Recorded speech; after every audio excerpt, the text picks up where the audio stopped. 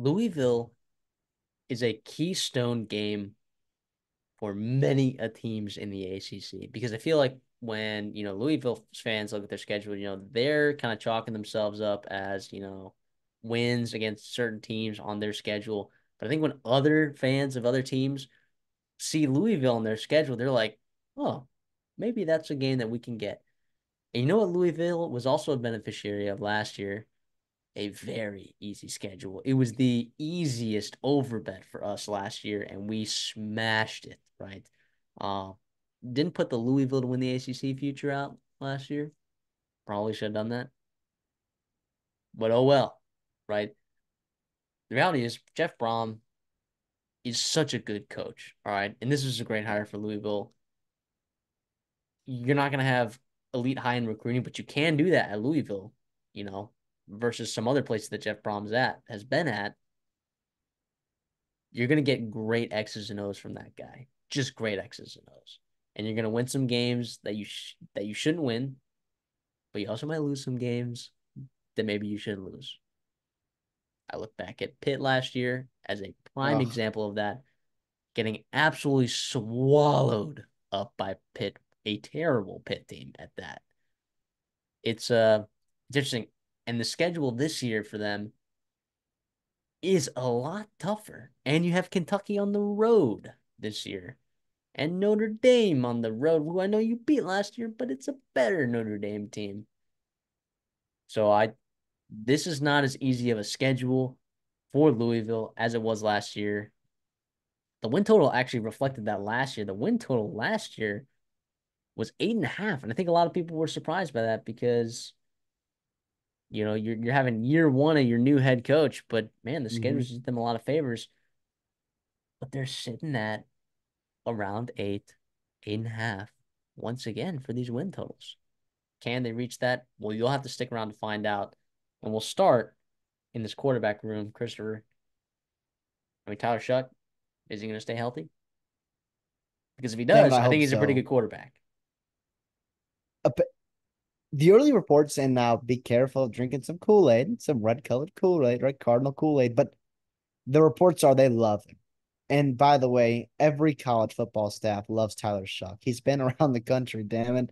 And everyone's high on him. He keeps getting chances, even though he's been hurt and whatnot. Um, the leadership, the knowledge, the talent level he has, the chemistry with the wide receivers, it's all showing out right now. And that is exciting. And part of that to me has got to be Jeff Brom. And I think we kind of scoffed at Brom when he took Shuck because we're like, okay, you're going to take a guy with 1 year left who has a ton of injury issues. And I'm looking on the rest of that roster, and it's like, yes, there's a lot of talent in there with Pierce Clarkson and Brady Allen and Harrison Bailey and whatnot, but and Deuce Adams, staff loves his potential. But it's like, if Shuck goes down, you're relying on guys who maybe you don't want to be relying on this year. And it is what it is. And but I guess there wasn't a ton of elite quarterbacks on the market, and they went on, they got him early, and they love it so far. And I'm happy for him because Shuck deserves it. He's been injured so much. He's so talented, and he is fun to watch. When he is cooking, he is fun to watch. And I think the ACC deserves to have him healthy. And I hope he is because they could win a lot of football games with him, and or they could lose a lot without him. And it's a guy that obviously that relying up a lot upon this offseason or this season. One guy that I've always been interested in is Brady Allen because Brady Allen was a highly rated recruit at Purdue when Jeff Brom was there, and he hand selected him at Purdue, and then he hand selected him again to come over to Louisville. And I don't know if he's going to see the field at all, like even as like a backup. Like I don't know what your intel is on who that quarterback number two is, but I'm not sure if it's going to be Brady Allen. But I was always curious about the potential of Brady Allen, and I'm just not sure if he's lived up to any sort of that hype. But yeah, you're right. I don't think any of these guys behind, Pierce Clarkson, Bailey, or Brady Allen, I don't think any of them are ready necessarily to play. And I think that's where you could see, the wheels kind of start to fall off the chain. And, you're already looking at, some attrition in the wide receiver room. Definitely do not want to see attrition at the quarterback position, a position extremely important, obviously in every offense, but Jeff Brom, and he's been able to elevate quarterbacks, throughout his entire tenure being a coach.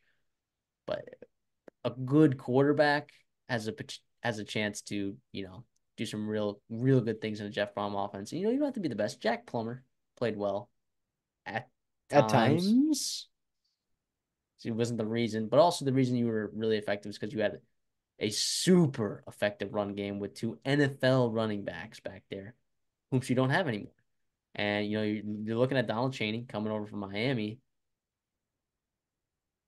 I don't think he's going to replace Jawar Jordan and Isaac Guerrero. I think those were two different level of talents. Now Donald Chaney is pretty talented in his own right, but I don't think he was going to even start at Miami this upcoming year. No, well, that Miami room is loaded. It is loaded. But you got Cheney, you got Maurice Turner who's in there, who kind of gives you a little bit different vibe from Cheney in terms of speed and vision. But again, solid, nothing super special there. Like your NFL upside, like Garendo and Jawar Jordan had. Isaac Brown's going to be a guy that has been turning heads. He's a guy that came in as a 3-star, and he's going to contribute. And I think that staff, they're kind of pushing him. No training wheels on him. They're full steam ahead. He's going to be that third guy in that room.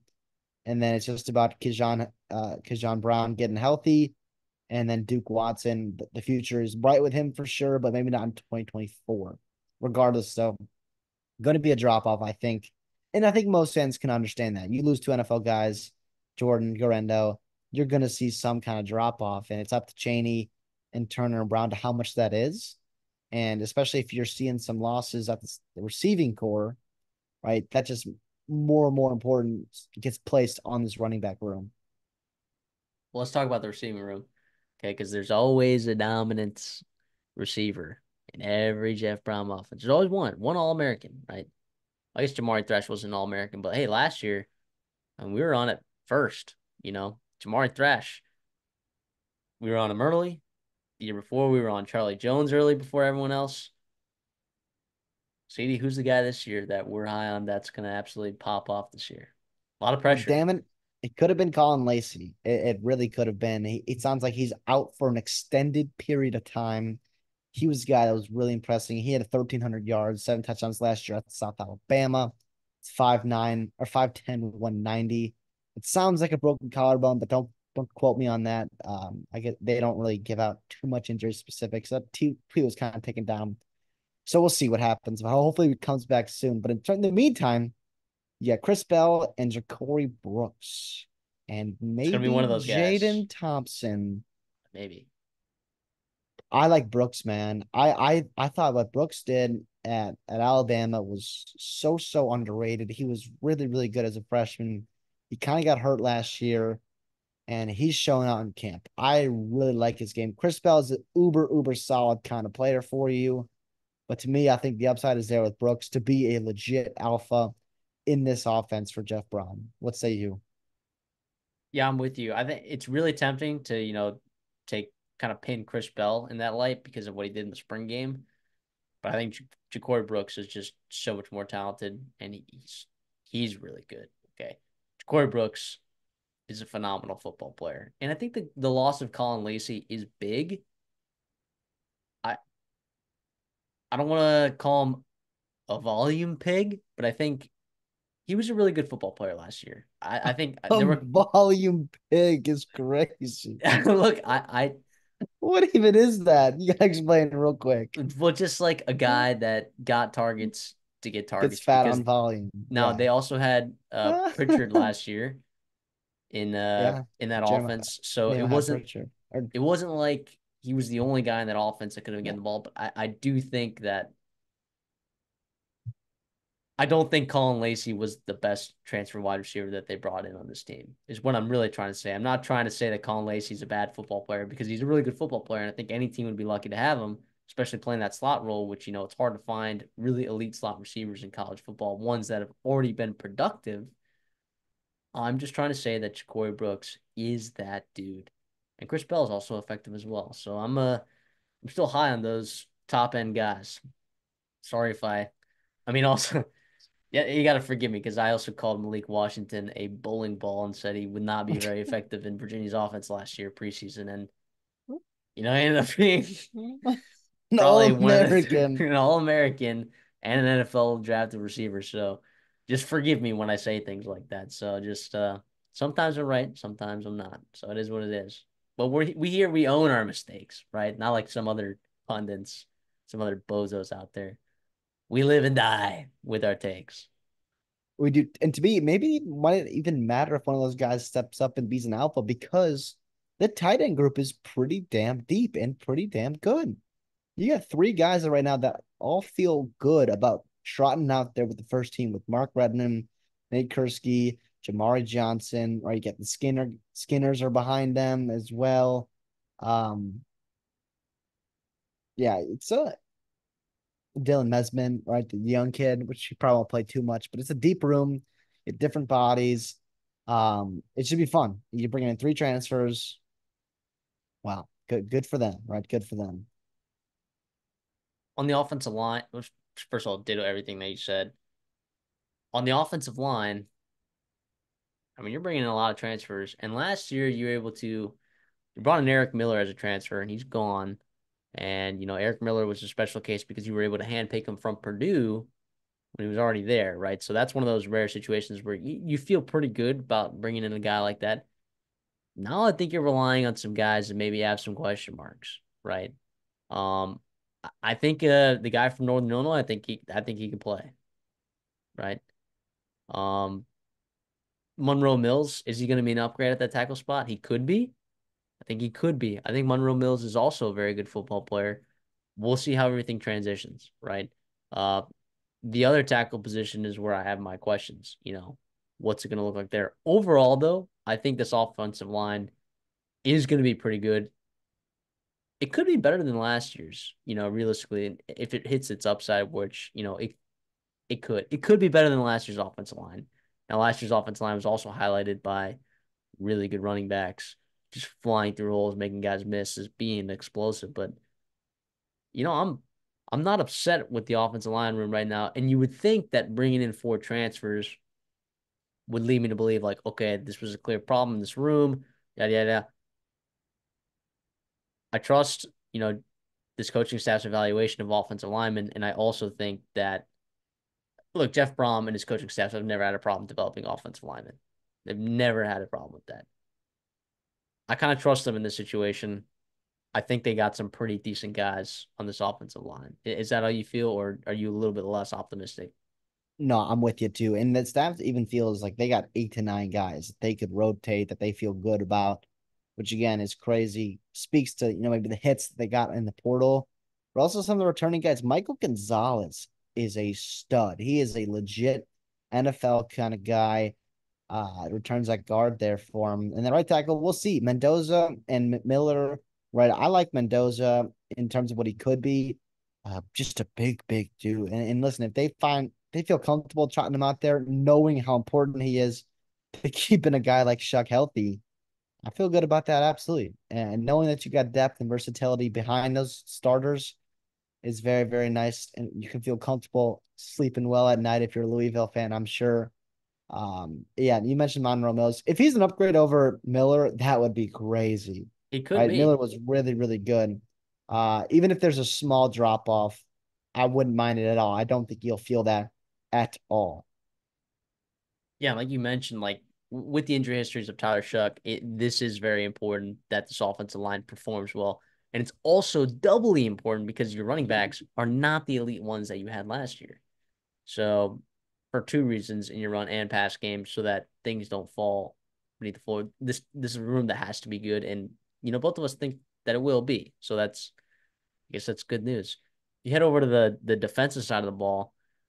I'm looking at this defensive line, and I'm seeing, I mean, just transfer after transfer after transfer, and guys that were productive at their other schools, maybe a different level, right? For some of these guys, I do think that they have some talent here.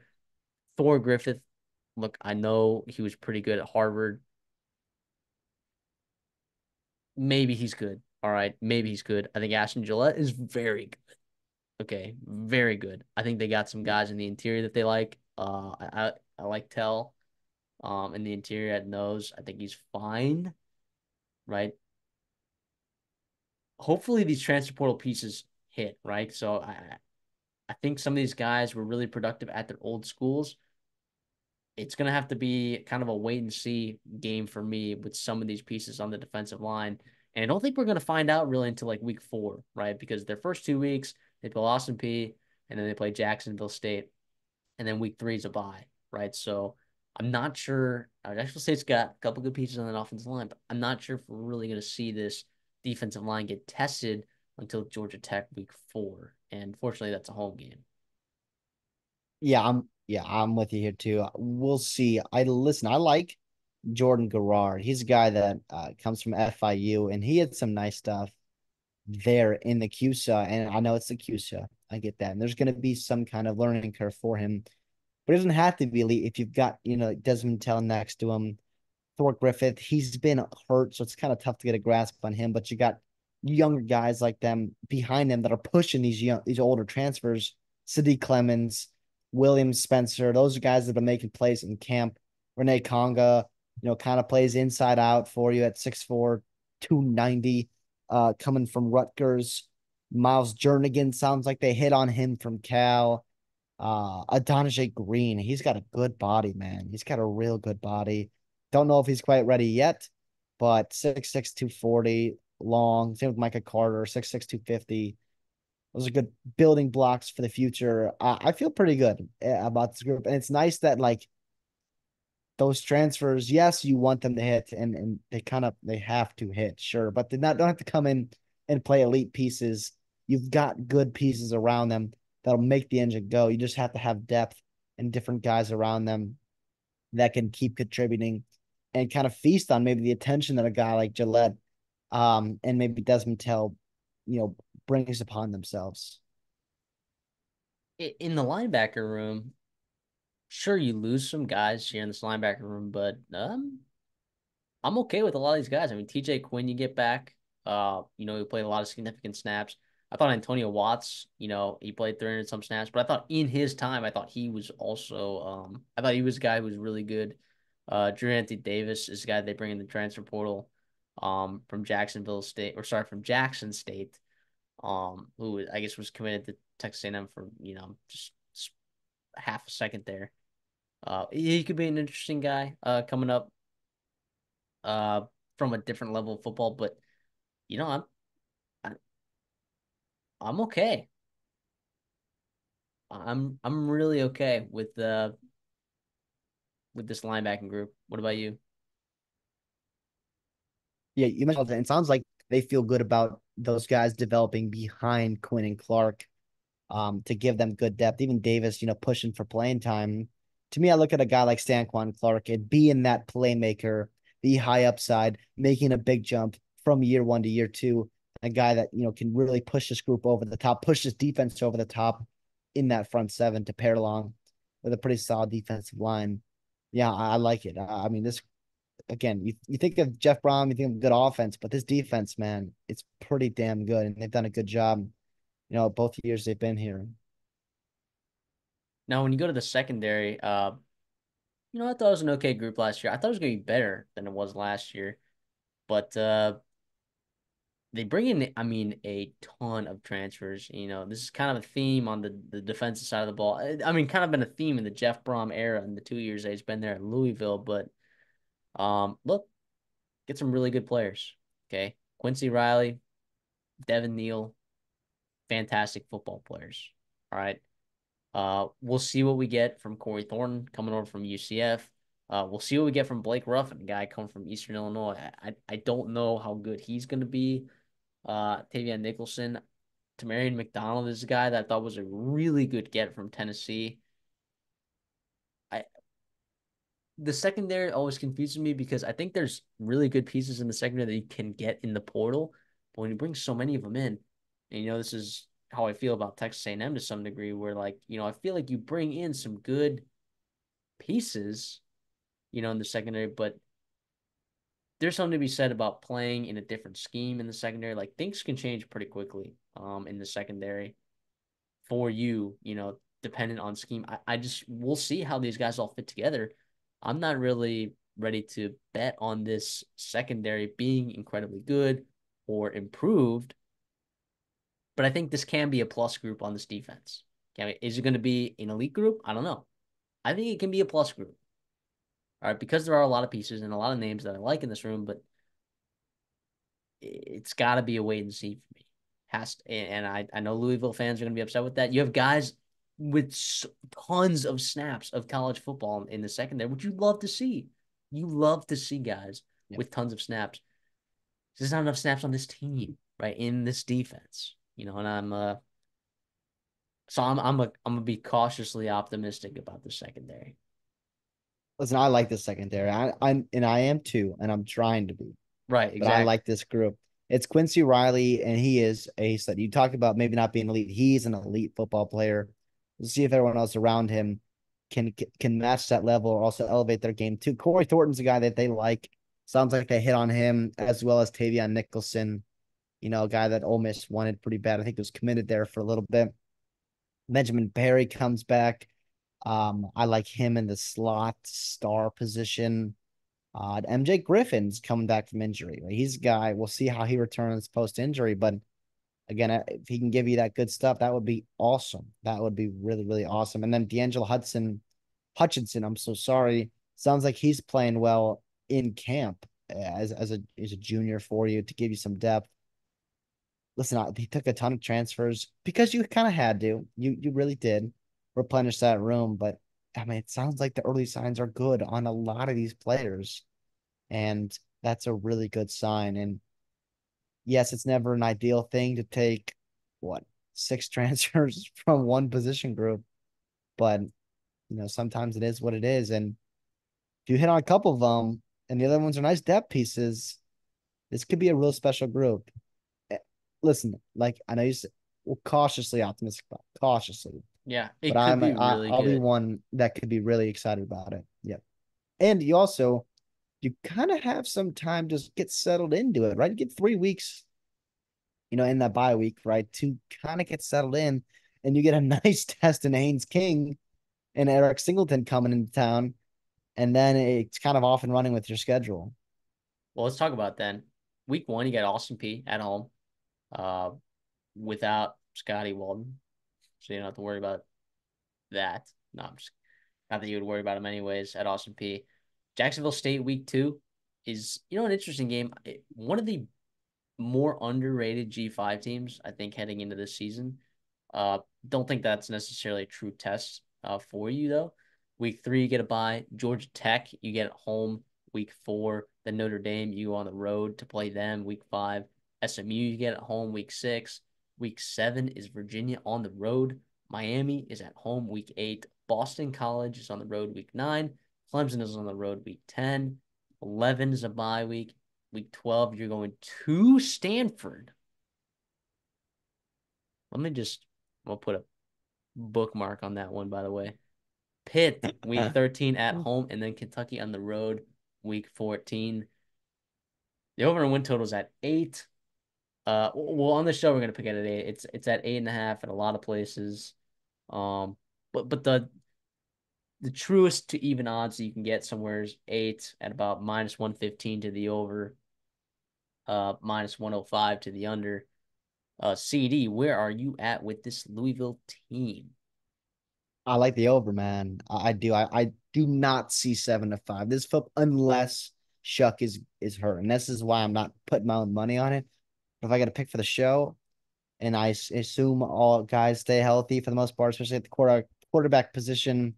Yeah, give me the over. I mean, even the games, I have a feeling that they're going to give Notre Dame, Clemson, who I'm high on, Miami, who I'm high on, and Kentucky on the road. They're going to give them tough, tough outs, uber tough outs, and yeah, it sucks that listen, all most of those games are on the road, but you can win one, win two, and really compete.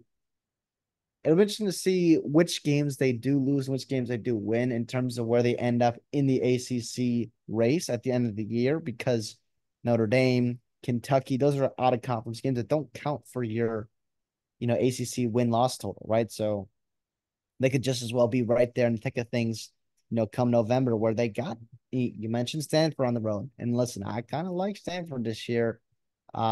Maybe not enough to take him in that game, but definitely to be something where you got to watch out for him, especially across the country. I do love how it's at before a bye or it's after a bye.